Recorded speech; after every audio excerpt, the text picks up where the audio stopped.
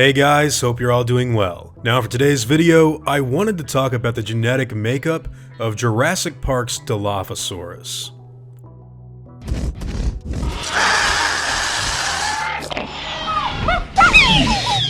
So, Dilophosaurus was first introduced into the Jurassic Park franchise in the original book by Michael Crichton. In it, we are shown that the animal actually possesses a rather strange ability to spit a thick foamy substance from its mouth in order to subdue its prey. This foam is described as a paralyzing agent that the dinosaur used to blind its victims before ripping them apart, which is exactly what a full-grown individual did to Nedry in the novel. Now, in the film adaptation of that source material, the foam was turned into a black gooey substance. A frill was also given to the animal that looks pretty similar to what can be seen in a typical chlamydosaur, or frilled dragon for short. As far as the much shorter size is concerned, Stan Winston actually brought that subject up in passing when confronted with criticism that Jurassic Park received from paleontologists, where he asked them how they knew the Dilophosaurus in the movie was fully grown.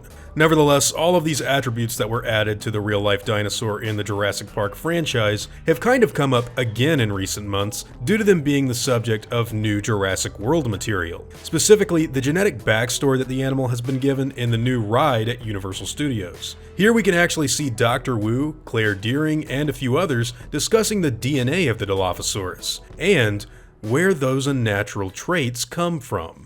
In recreating the Dilophosaurus, we discovered her DNA sequence was quite unique, but rather incomplete.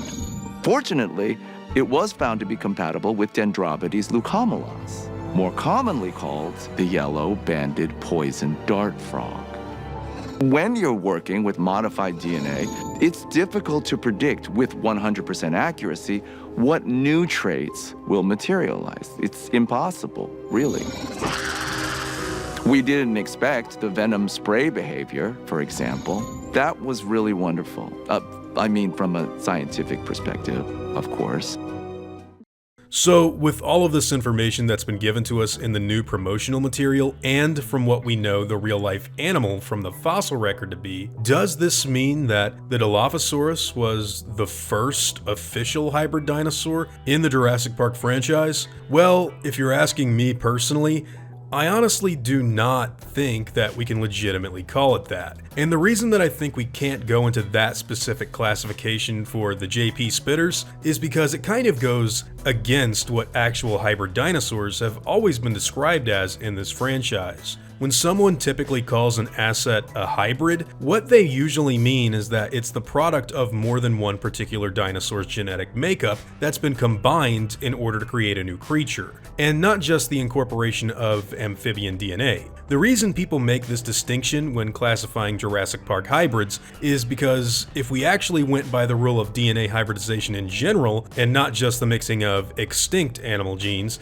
then we'd literally have to call every dinosaur that was ever cloned in the franchise a hybrid. Now, there is some real truth to that statement. If you really wanted to be that relaxed about the rules, then yes, every organism that was ever created to be featured in Jurassic Park or Jurassic World is in fact a hybrid. But I don't think we can easily compare something like the spitting Dilophosaurus to a deliberately designed attraction like the Indominus Rex. And that's not even taking into account the fact that the Universal Studios theme park ride is not really canon at all, since it tells the events of the actual movie in a pretty different way. I do want to say that when we're usually talking about legitimate hybrid dinosaurs, there has to be some evidence to back up the fact that more than one dino has been blended together in order to create a new species. A good example of this would be something like the 2001 Spinosaurus that we got to see in the third movie. Despite what some people insist on telling others, the Spinosaurus in Jurassic Park 3 does indeed have quite a lot of supplementary material that is factually held as canon, and that material describes it as a blended animal. This information goes all the way back to the Masrani Global website, where it was first hinted at being a gene-spliced accident that Dr. Wu left on Sorna. And in 2018, even more material came out telling us that the dinosaur was a part of a cryptic amalgam testing, and that it had been experimented on and cloned illegally in 1999. Not to mention the fact that I actually just straight up asked Jack, one of the guys who was responsible for writing this stuff, and he flat out told us that all of this was deliberately made for the fans to assume that this was the case. It's never been explicitly explained in full detail, but that's actually on purpose. Nevertheless, there is literally more evidence that blatantly calls it a dinosaur hybrid than what we're shown here with the Dilophosaurus, which is really just a standard hybrid at the end of the day. In the future, I'd actually like to tackle the mixing of dinosaur DNA with what can be found in modern day animals because, believe it or not, there's actually a lot of this scientific Frankenstein stuff that was going on in Michael Crichton's source material. But hey, that's a topic for a whole other video. Now, as always, this video wouldn't be possible without the support of my awesome game wardens, as well as all of my InGen executives. I'd also like to thank all of my park workers and InGen hunters as well. Their continued support has really been a lot of help to me when making this stuff, and I never want them to ever forget it. So a big thank you to each and every one of you for watching this video. If you feel like I deserve it, I'd appreciate the like and hope you'll consider subscribing if you're interested in seeing me again. I'll see you all in the next one, guys, and as always, take it easy.